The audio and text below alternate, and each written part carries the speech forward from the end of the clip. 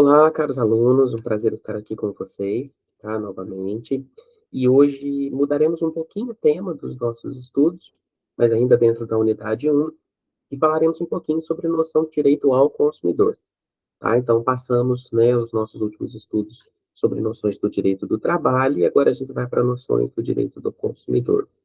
Vou compartilhar minha tela aqui, tá? Espero que chegue bem o conteúdo aí para vocês, tá joia? E desde já comunico que esses slides, esses conteúdos, estarão disponíveis aí no ambiente virtual, no Aba, para todos acessarem, tá joia?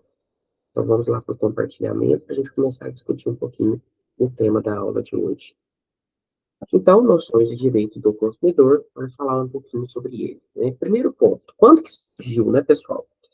Dentro de um contexto histórico para o Brasil, lembrando, estamos falando de lei, então nos cabe falar da legislação brasileira, até o ano de 1990, 1991, não existia nenhuma lei que protegesse, né, o consumidor, né, ou que resguardasse a relação de consumo.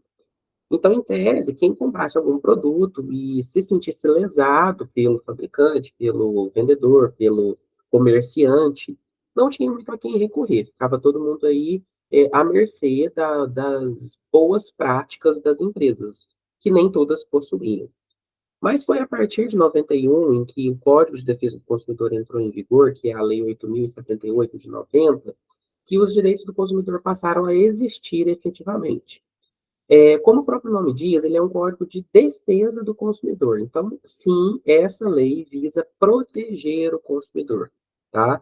Entende-se que na relação entre vendedor, empresa e consumidor, o consumidor é a parte mais fraca, né? Também chamada no direito como parte hipossuficiente da relação, e por isso a gente tem uma legislação que o protege. Joia? A nosso objetivo não é percorrer todos os artigos da lei, tá, pessoal? Mas sim do que dela é mais importante, que a gente não pode deixar de comentar. Então, vamos passar por alguns conceitos importantes contidos nessa lei, né, para que a gente não faça nenhuma confusão, né, numa eventual leitura ou análise de algum artigo futuro aí, caso vocês precisem consultá-lo. Lembrando que toda lei é pública, tá, pessoal? Está disponível aí nos sites de buscas ou no site oficial do governo federal. Então, se você digitar aí no Google Código de Defesa do Consumidor, né, ou o número da lei, você consegue localizar ela na íntegra, tá joia? Mas, enfim, o que o Código de Defesa do Consumidor entende por produto? Ele entende como sendo qualquer mercadoria que foi colocada à venda, né? Essas mercadorias que são colocadas à venda cotidianamente em todas as empresas, elas podem ter duas configurações dentro do CDC. Quando eu digo CDC, Código de Defesa do Consumidor, tá? Ela pode ser um produto durável ou um produto não durável. Esses dois conceitos são importantes por outros pormenores existentes na lei que podem variar de acordo com o tipo de produto. Então, né, em algumas situações, para produto durável se aplica um direito, para o não durável não se aplica e vice-versa, tá? Mas, enfim, né, produto durável é essa mercadoria que foi colocada à venda e que não desaparece com o uso. Diferente do não durável, que é aquilo que a gente consome e acaba. Muito comum, como, por exemplo, alimentos, né, produtos de higiene pessoal, medicamentos ou produtos não duráveis. Aqueles que não desaparecem com um único consumo ou com poucos consumos, ele possivelmente é um produto durável, como, por exemplo, um carro, uma geladeira, um móvel, enfim.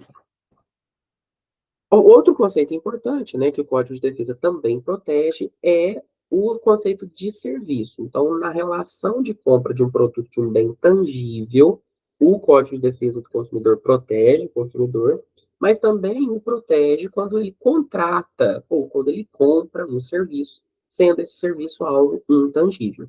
Então, é quando se paga para alguém prestar algum serviço qualquer, né? Por exemplo, corte de cabelo, conserto de carro, né? Serviço bancário e até mesmo serviço público, tá? Da mesma forma que o produto tem esse conceito, o serviço também tem, como o serviço durável e o não durável. Né? O serviço durável é aquele que não vai desaparecer com o uso. Então, tem um exemplo aqui, né? A pintura de uma casa. Então, ela vai durar um tempo considerável, por isso é um serviço durável. Mas a gente tem também, né, um serviço não durável, que é aquele que eu faço uso dele, usufruo do serviço, e ele possivelmente se encerra, né? Como, por exemplo, a lavagem de uma roupa numa lavanderia, que é um serviço não durável, tá? Outro conceito importante é o conceito de consumidor. Então, para o Código de Defesa do Consumidor, quem é consumidor, né? Ele é qualquer pessoa, tá? Física ou jurídica, que venha a comprar um produto ou contratar um determinado serviço para atender alguma necessidade, tá? E aí, esse conceito do consumidor vai fazer toda a diferença na hora de verificar se os direitos e deveres entre as partes envolvidas na relação de consumo. Então, na relação de consumo, a gente tem a figura do consumidor, que é aquele que compra ou contrata um produto ou serviço, e temos a figura do fornecedor, que é aquela pessoa ou empresa ou entidade que vende o produto ou serviço, ou né, que vende o produto ou presta o serviço. Então, diferenciar essas duas pessoas na relação de consumo é importante. Então, tá aí também o conceito de fornecedor. Então, são empresas, pessoas públicas ou particulares, né, nacionais ou estrangeiras, que oferecem produtos e serviços para estes consumidores que desejam comprar. Tá? É importante ressaltar que nem sempre a gente está falando de produto, a gente está falando de algo tangível. Então, uma empresa prestadora de serviço de transporte, né, ela é uma fornecedora. Entre você e ela, quando você vai lá e compra um ticket de uma passagem, né, existe uma relação de consumo e você, enquanto consumidor, possui direitos resguardados pelo Código de Defesa e ela, enquanto prestadora de serviço, enquanto fornecedora, também possui deveres a cumprir, tá? Para que fique mais amplo, né, e que a gente não precise, não temos tempo para isso, né, mas passar por todos os artigos do Código de Defesa, eu trouxe o artigo 6º, que ele resume de uma forma mais genérica quais são os direitos básicos do consumidor. E todos os outros direitos que se estendem ao longo da lei estão embasados nesses direitos básicos previstos aqui no artigo 6º.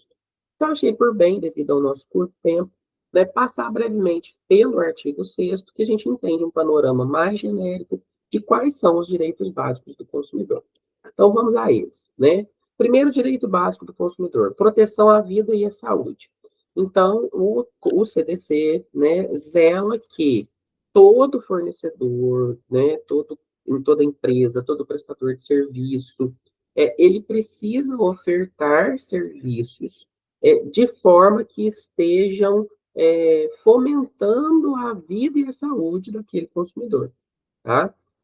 Então, para isso, ele precisa deixar o mais claro possível eventuais riscos que o produto, ou consumo, ou o excesso de consumo pode acarretar, né, na vida desse consumidor. Então, é muito comum, gente, um ótimo exemplo que a gente tem para dar são os alimentos, os alimentos industrializados, em especial. Né? Muitos de vocês já devem ter reparado agora uma etiquetinha preta e branca que vem nos produtos industrializados, né, com uma lupinha e vem dizendo assim, alto em açúcar adicionado, alto em gordura saturada.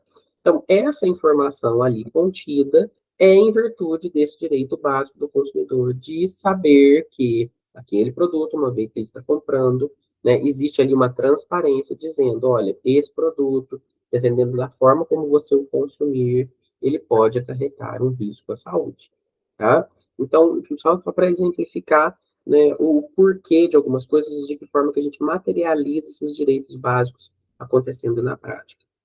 Outro ponto é a educação para consumo. Então, é muito comum, em especial, por exemplo, para bens duráveis, a gente receber junto um manual de instrução, um manual de uso. Né? Nos itens de vestuário, por exemplo, a gente tem uma etiquetinha, né, com as informações e orientações sobre como lavar o produto. Se pode ir para uma secadora, se não pode, se pode lavar com água quente, se não pode. Enfim, isso é educação para consumo, né? É explicar ao consumidor qual a forma mais orientada a se consumir, mais recomendada para se consumir. Então, isso também é um direito básico do consumidor. Outro aspecto, também muito discutido, é sobre a liberdade de escolha do produto. Então, quem detém essa liberdade é o consumidor. Então, o consumidor ele pode escolher da forma que for mais conveniente para ele. Então, quem escolhe o produto, a quantidade, o aspecto, a cor, né, é o consumidor, tá? Então, o fornecedor, a empresa, não pode impor isso a ele. Continuando no nos direitos básicos. O acesso à informação, então, há que se ter a maior transparência possível sobre as informações do produto ao vendê-lo ao consumidor. Qualquer tipo de produto. Então, nos alimentos, por exemplo, a gente sempre tem lá a composição do produto, então, todos os ingredientes que vão ali, né, a quantidade de substâncias existentes ali, né, mas não só para alimentos, né, o peso, o número de itens que tem quando são produtos fracionados, o prazo de validade, enfim, isso tudo são informações que precisam ser repassadas, né, ao consumidor. Deixa eu só voltar aqui que me deu o aviso, continuar na chamada, para a gente não perder, tá, pessoal? Então, voltando.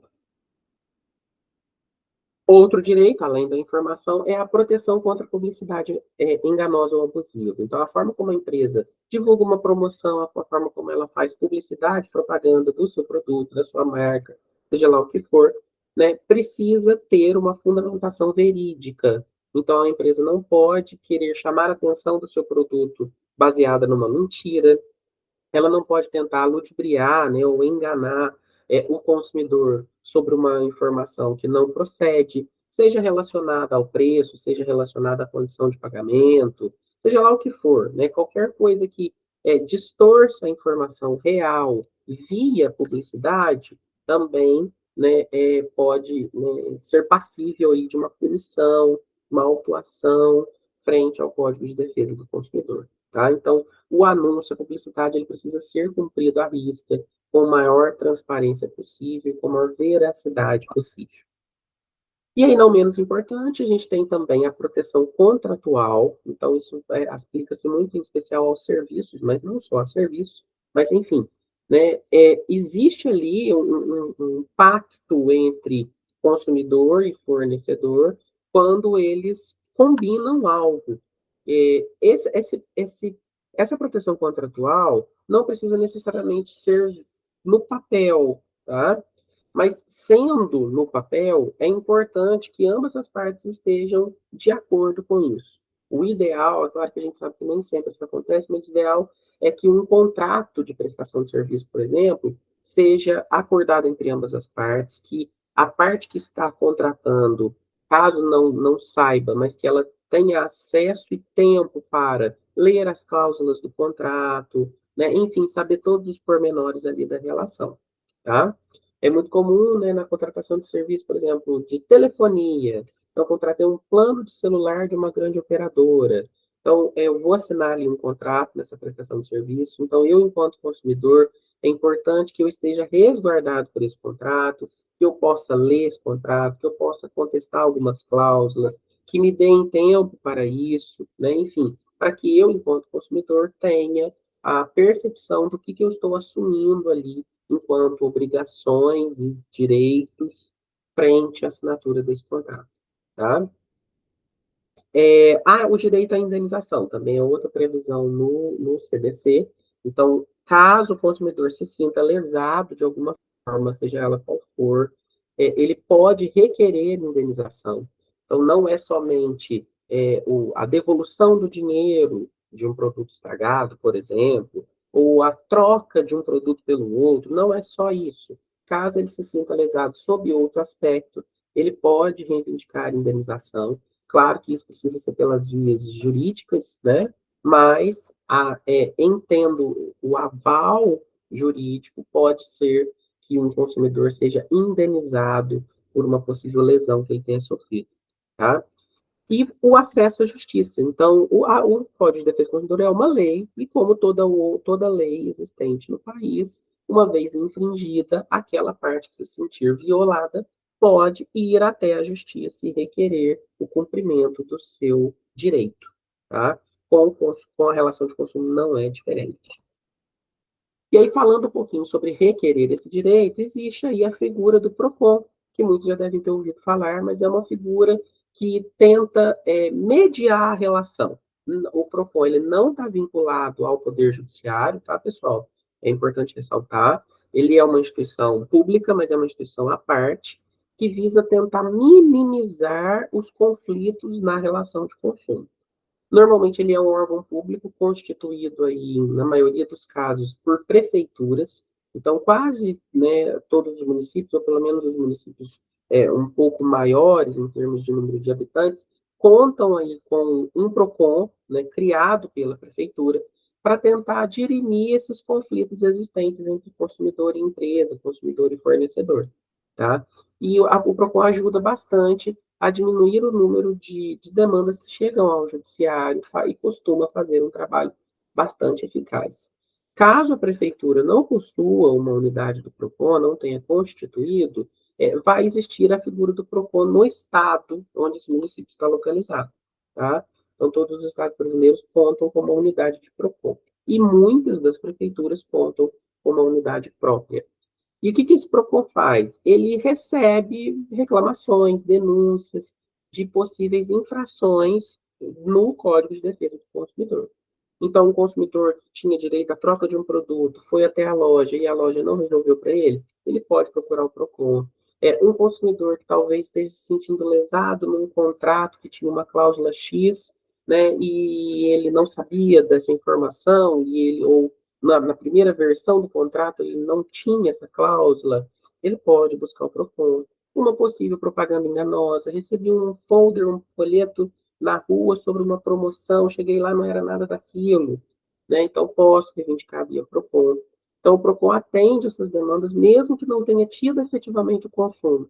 Então, às vezes eu não comprei, mas eu estou sendo vítima de uma propaganda enganosa, eu estou sendo vítima de um telemarketing abusivo, né? Eu posso procurar o PROCON, tá? E o PROCON tem autonomia para autuar, para fiscalizar, para notificar, né, as empresas que estejam cometendo infrações ou estejam em desacordo, né, com o Código de Defesa do Consumidor. Para a gente não, né, deixar de comentar, eu trouxe aqui algumas curiosidades que estão contidas lá no CDC. Como eu disse, ele é extenso, né? Para quem quiser conhecer um pouquinho mais, podem dar uma folheada lá no Código de Defesa, saber um pouquinho dos seus direitos aí enquanto consumidor, mas trouxe só para a gente comentar. O direito de arrependimento, isso é muito comentado. Eu posso comprar um produto, me arrepender de ter comprado, e ir até a loja, pedir meu dinheiro de volta, né? O Código de Defesa do Consumidor fala sobre isso. Ele diz que você só tem o direito de arrependimento, né, de desistir da compra ou do serviço, caso você não tenha feito isso no estabelecimento comercial. Então, acontece no caso de vendas por telefone, né, de compras pela internet. Então, comprei um produto pela internet, o produto chegou para mim, não era nada daquilo que eu pensei, eu tenho direito de arrependimento da compra. Então, eu posso acionar o site, a plataforma, a empresa que me vendeu e pedir, né, a devolução do meu valor. É claro que possivelmente ela vai pedir para eu devolver o produto, mas eu tenho esse direito. E agora, se eu compro um produto presencialmente numa loja, onde eu tive a oportunidade de ver, de experimentar, de pegar, de pôr a mão, aí não cabe o direito de arrependimento. Tá? Mas cabendo o direito de arrependimento, o consumidor tem 7 dias a partir da data da compra para se arrepender disso. Ou no caso de internet, né? A partir da data do recebimento aí do produto. Tá? O prazo para reclamação, né? Então, o Código de Defesa do Consumidor fala sobre os vícios, né? Os vícios seriam as falhas no produto ou no serviço. Então, ou seja, né, vícios que são notáveis, que não são ocultos, o Código de Defesa usa esse termo. Então, por exemplo, comprei um produto, cheguei em casa, vi que ele está quebrado, ele tem uma peça quebrada. Notadamente, na primeira vez que eu bati o olho, que eu abri a caixa, notei que tem alguma coisa quebrada ali, tá? Aí eu vou ter o prazo para requerer a substituição desse produto, tá? Então, esses prazos que eu estou comentando são desses vícios fáceis de serem notados. Porque quando é vício oculto, aí é um pouco mais complicado, tá, pessoal? Então, por exemplo, eu comprei uma geladeira e lá dentro do motor da geladeira tinha uma pecinha que não estava muito bem encaixada. Então, assim, ninguém chega e abre a geladeira, né, para olhar o interior do motor dela. Então, isso não é um vício fácil de ser notado, tá? Então, esses prazos que eu estou trazendo como curiosidade são esses vícios fáceis de serem notados. Só para vocês entenderem o teor do Código de Defesa, como ele é detalhado, como ele é extenso. Então, o que, que ele diz sobre esses vícios? Diz que o consumidor tem 30 dias, né, para reclamar de vícios notáveis em caso de produtos ou serviços não duráveis. Então, por exemplo, alimentos, serviços, lavagem de roupa, lavanderia, enfim. Né? Então, eu comprei um item alimentício. Na hora que eu abri o pacote, eu vi que estava numa quantidade inferior, eu vi que estava estragado, mesmo estando no prazo de validade. Enfim, né? Eu tenho 30 dias para reclamar disso, mesmo se aplica a um serviço não durável. No caso de bens duráveis, já tem 90. Então, no caso de eletrodomésticos, móveis, carros, aí o prazo já é um pouquinho mais extenso para poder reclamar, tá? E esses prazos começam a contar da data em que você recebeu o produto ou serviço, não necessariamente a data que você comprou. Às vezes eu fui numa loja de móveis, comprei hoje, e dali 2 semanas a loja entregou o móvel na minha casa. Então, conta a partir da entrega, tá?